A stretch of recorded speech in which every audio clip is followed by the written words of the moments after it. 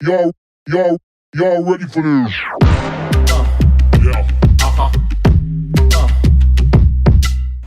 So burnout is a temperature regulating tumbler that has the ability to cool down a scalding hot cup of coffee from that dangerously high brewing temperature down to the perfect drinking temperature almost immediately.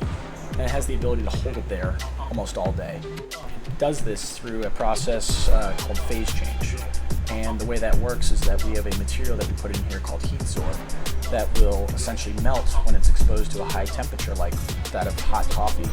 And that melting process will actually absorb and store the extra heat inside of the mug. And then that process will cool it down to that perfect drinking temperature range.